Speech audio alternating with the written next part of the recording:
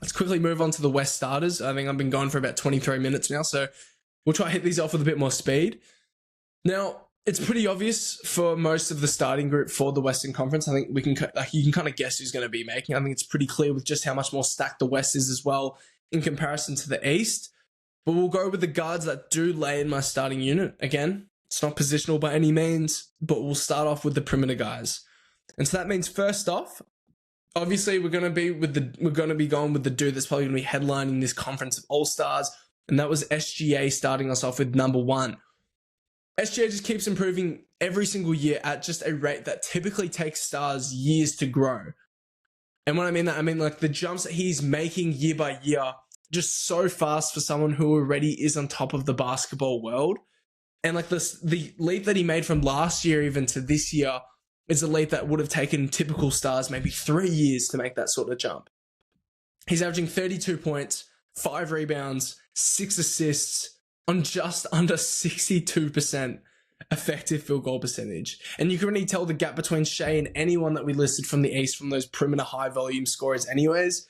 We're talking about a guy with 56, 42, 89 splits as a 6'6" point guard who lives off mostly pull-ups. And so basically he's just unguardable at this point in time. Like there's nothing else you can really say. And the fact that he's still averaging less than 2 turnovers a game. And like, so basically you're getting the most sustainable offensive perimeter creator once again this season, but you're also getting him at an efficiency level that we really haven't seen ever before from anyone of his archetype. So again, easy pick. And I think he'll probably be the captain for me to be completely honest with you. He's leading the best team in the conference. And like, obviously the gap between him and Jokic individually, yes, you can argue is pretty substantial.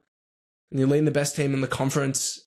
Jokic is going to be missing some games. I'm taking SGA as my captain in the Western Conference All-Stars pool. Now next, I have the league leader in scoring, Luka Doncic. About 33 points a game, 8 rebounds, and 9 assists on about 53% effective field goal percentage. And so against SGA, it's obviously a massive drop-off in efficiency as well, nearly 10% effective field goal percentage markers. Like obviously as well, like when we are talking about a self-creator, we're talking about a guy that wills his points. Like that's why he's the league leader in totals. He's leaning towards this ultra-aggressive, pull-up heavy offense as well, especially over the past few weeks as well, since he's come back from Slovenia. He's taking just under 11 threes a game. So that's a career high in that regard as well. And he's only making 32% of them. And obviously, like the short range scoring has definitely come back in a huge way. And that's been the big question mark that we had for Luka. And that's what made him so utterly dominant in 2024. And that has come back. He's looking more sharpened in terms of his physique and the agility, athleticism as well. And just that touch has grown up again as well. And like the dude's making 90% of his shots when he gets to the rim. And he's making 53% on those short range looks, which last year was only 48%. And that was a bit higher as well before he left to go to Slovenia for the birth of his child as well. And so the overall offensive initiation has been inconsistent, but it's been better than it was last year. And obviously that the inconsistency stems from the shot-making variance, the poor decisions, the lazy forced reads that he can frequently make, which jeopardizes LA's biggest flaw, which is their defensive athleticism in transition.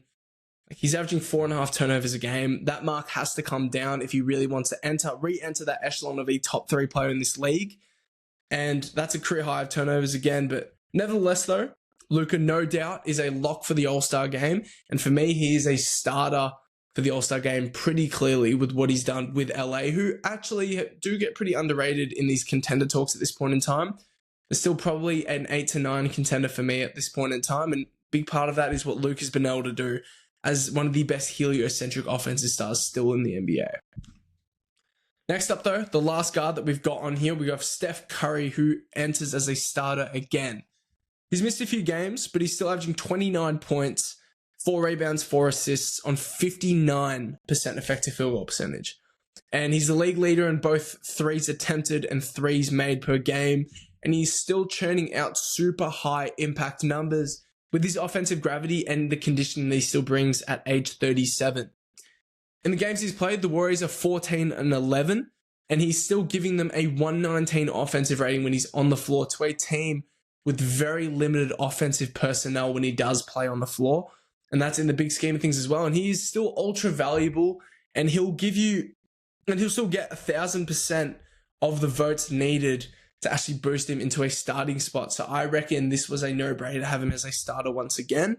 And I think he's been just that impressive. And I think when he plays, honestly, when I'm seeing Steph right now, especially with Tatum's injury, I'm still seeing maybe the 5th best player in the NBA. And to be saying that at age 37, and with everything that he's doing now, I think a starting spot is a pretty simple ask for him. Now, next up, though, we're moving on with Nikola Jokic. Now, obviously, I know he's injured, and that doesn't really matter, though. He'll still get voted as an all-star. There's not much to say with Jokic. He's just the best player in the world by a large gap. 30 points, 12 rebounds, 11 assists on 67% effective field goal percentage. By far the best of any market that we're going to list on today. Better than guys like Giannis, Jalen Duren, whatever you want. And it's just pretty comical what Jokic was doing at this point in time. And he's leading the league in rebounds and assists, giving you the most efficient 30 points a night. And he's just clearly the most glamorous offensive player that the game has ever seen once again this year. So no decision there really at all. So he slots in as another starter. And then my last all-star starter was Victor Wembanyama. Again, votes-wise, he'll get it pretty easily, in my opinion. And then also to me as well, I think when we are watching Victor this year, the only thing that keeps him from being a certified top 5 player in the league is the offensive imposition that he can bring on ball. I think we're seeing a 6 to 8 range player in this league right now in terms of the impact-wise that what he's bringing to the game. And also just as an entertainment product as well, he's also just the best defender in the NBA just by value of that deterring presence that he continues to bring. And that's why he does land here as a sure bet starter by his popularity, but also just what we see from what he does on the NBA floor. And the stats for Victor as well, I just want to hear them again for myself. They're not absurdly obscene, but when you actually watch his presence on the floor and how much gravity he brings on both ends of the floor, it's pretty easy to see why he might be the 6th best player in the world, if not higher from most people. It probably is too, but he's averaging 24 points, 11 rebounds, 3 assists, and 3 blocks. But he's playing just under 30 minutes a game right now on a career high 57% effective field goal percentage. The guy's growing, and he's growing into a all-star starter, in my opinion, right now. Now, let's move on to the West reserves. And we'll start with someone who I reckon many would have preferred starting over Steph, to be honest with you, and that is Anthony Edwards. And I don't really have a problem with people thinking that. Anthony Edwards has been absolutely amazing this year. This is by far his best season once again, and he's just really leaning into that diversified shot palette. It's no longer just threes and rim pressure drives directly to the rim. It's a lot more of that deep, short range, mid-range shot making, but also just the long middies that he's also selling for as well. It makes him a bit more diversified, a bit more matchup resilient as well. And I love that. I think you're going to see those dividends really pay off when it comes playoff time as well. So basically, less threes, more attempts within that, anywhere from within the arc section of the floor. So we're talking about long middies, short range looks, and also more looks directly at the rim too, which is the best part that you're getting from that lower down in threes attempted. And whatever it is, within the arc, Ant's gotten better at it this year in terms of the efficiency markers and volume. And it's made him a more complete scoring force, one of the most complete scoring forces that we have in the NBA. 29 points, 5 rebounds, 4 assists on 58% effective field goal percentage. So he's still the same super resilient scoring force that we've been used to over the past few years. So he's the second last lock that I had for the Western Conference All-Stars. But for my last complete lock that I had for the All-Stars, this is a guy that for me is non-negotiable to be on the All-Star team. I actually have Kevin Durant here. Again, stats aren't as glamorous by the basic production stats as the other guys. I think it's pretty effortless why this guy is a lock. Whether or not you do consider him a lock or not, for me, he's just been Houston's most important player. And just the gravity, the maturity that he's bringing, the ball handling value that he continues to bring, the experience as that basic advantage creator for Houston.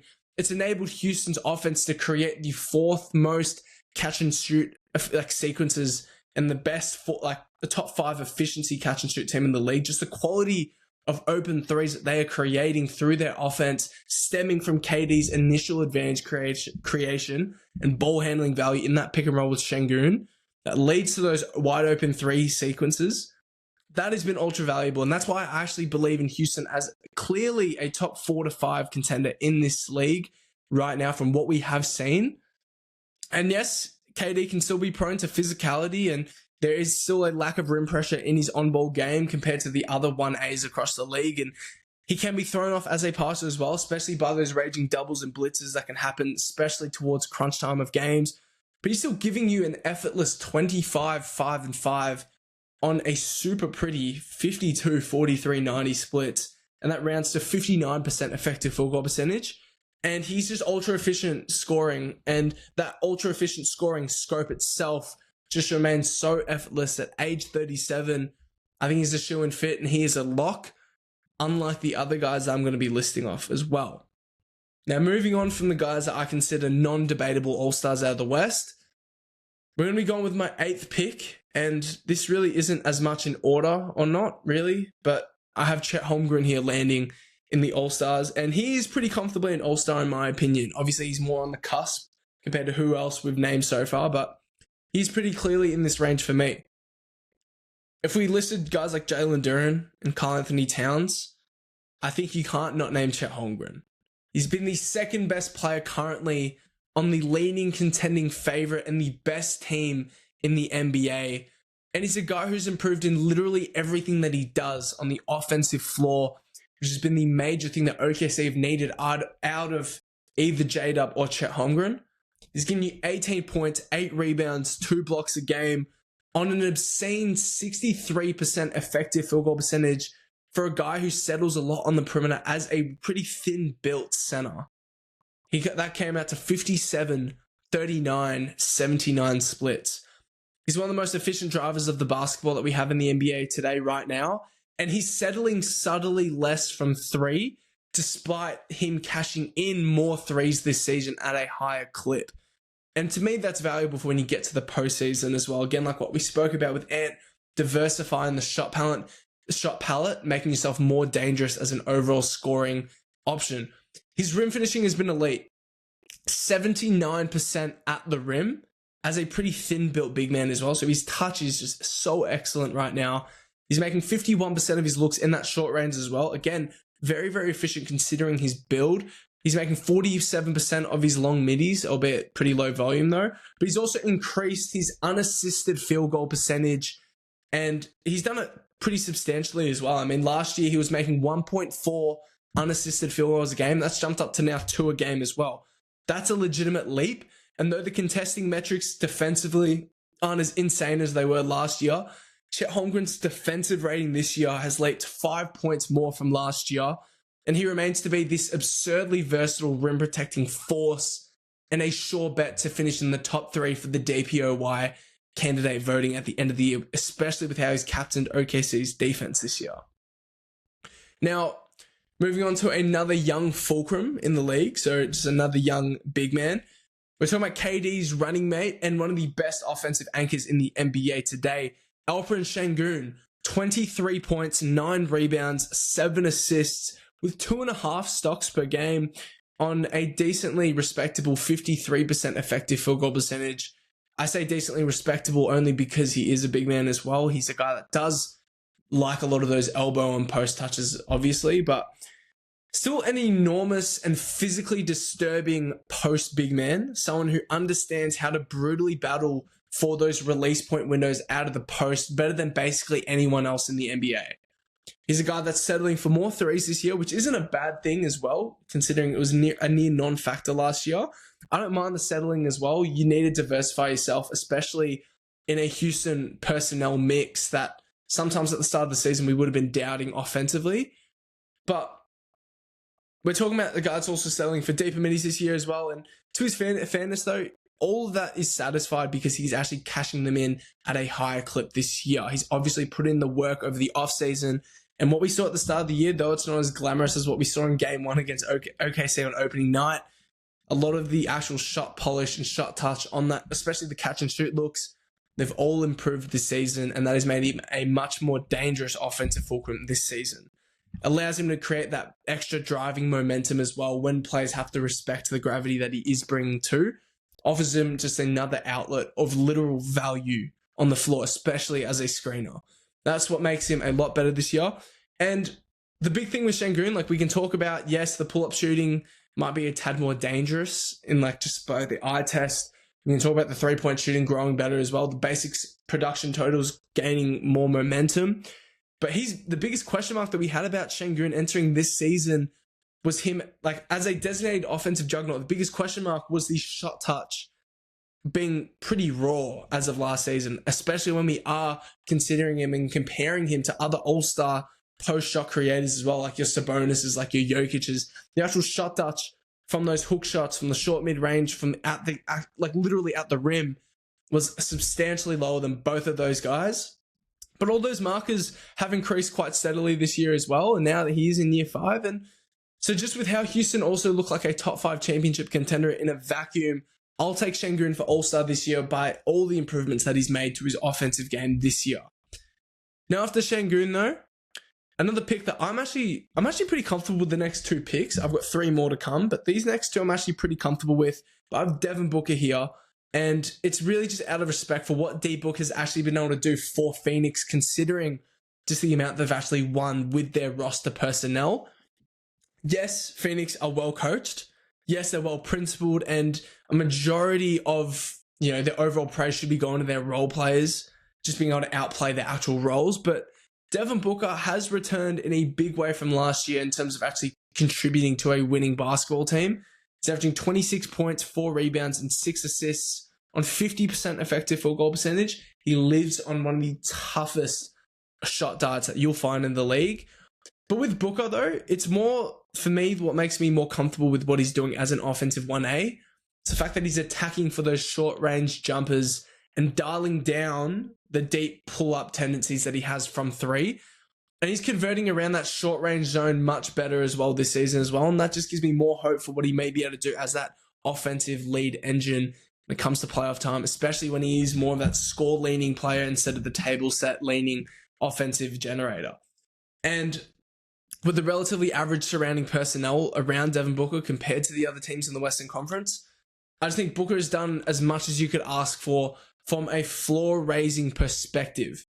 He's a very good ceiling raiser in a good scenario, in my opinion, but the floor raising has also been on display with Phoenix this year, and they're sitting quite comfortably in the play-in zone, and that in its own right is an achievement for Devin Booker, and why I'll take him as an all-star if they were selected today.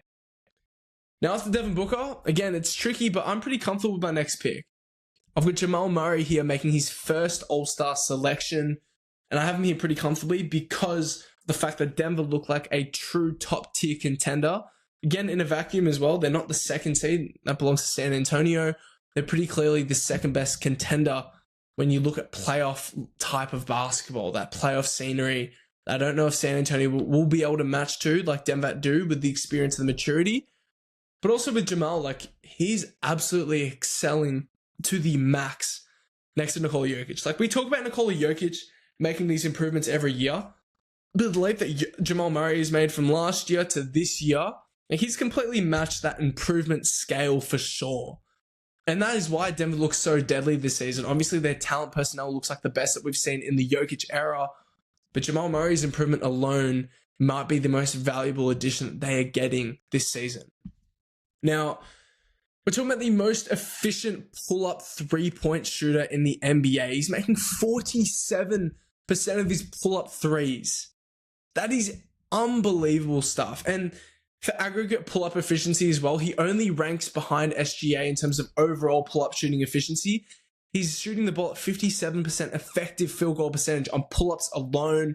And he's giving Denver 25, 5, and 7 on 58% effective field goal percentage.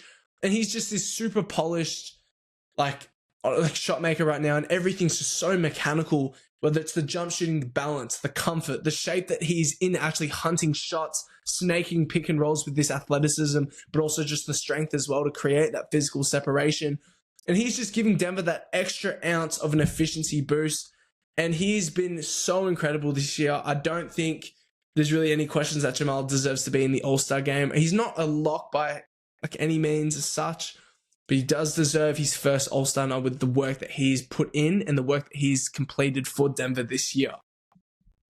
Now, for my last spot, I'm sorry, but this is where I'll probably lose a bit of respect here.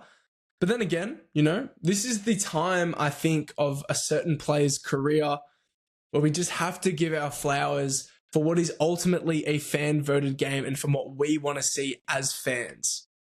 And so with that, I'd love to see LeBron James again in this run. I don't really care too much about the stats, to be honest with you. I'll give them to you. 20 points, 5 rebounds, 7 assists, 55% effective field goal percentage. So he's still this super high-level player in general, but he's also still finding his groove again as well. And he's a star that's been asked to fill in the gaps and shortcomings of the two co-stars he's paired with. I think LeBron James in a vacuum, you could very much argue, to be honest, he's still a better basketball player than Austin Reeves.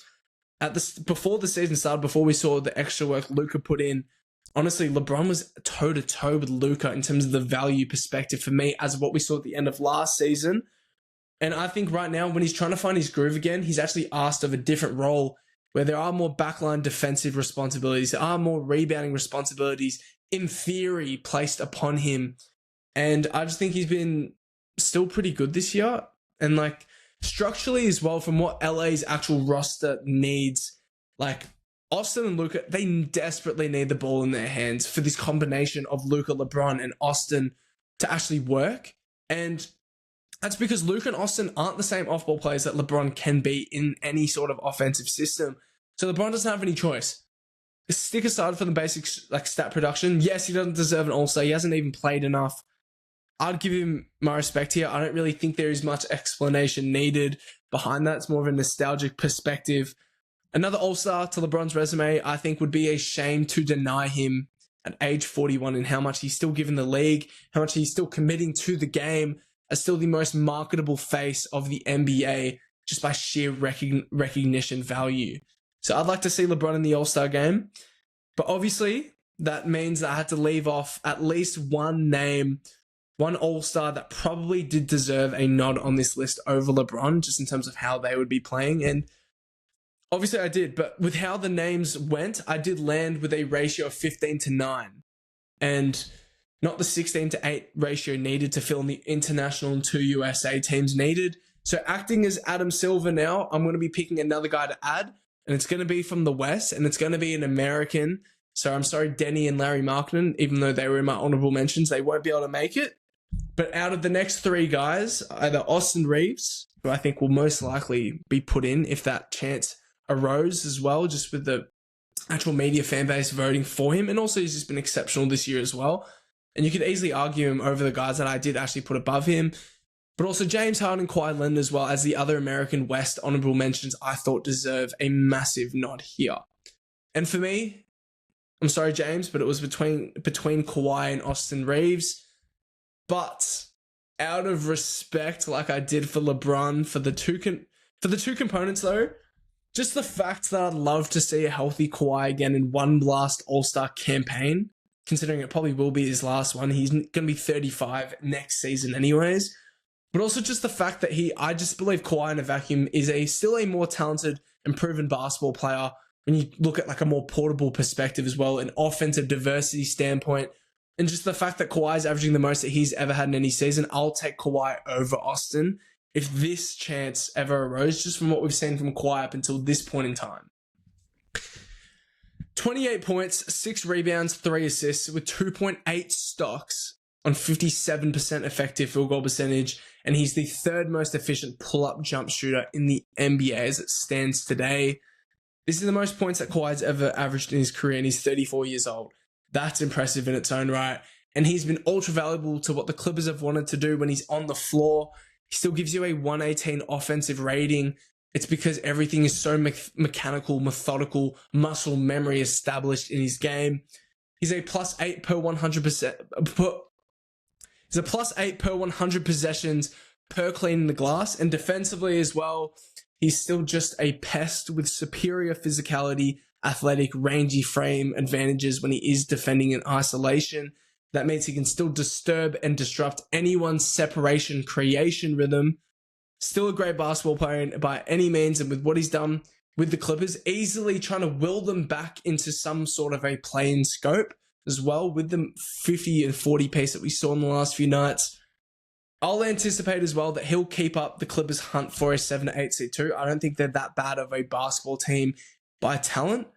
And to me, just the way that Kawhi's been playing may not be necessarily as impressive as what Austin has done this season. They've played the same amount of games, but I just think he's a better basketball player overall still. And I'd love to see him suit up for one more run in the All-Star game.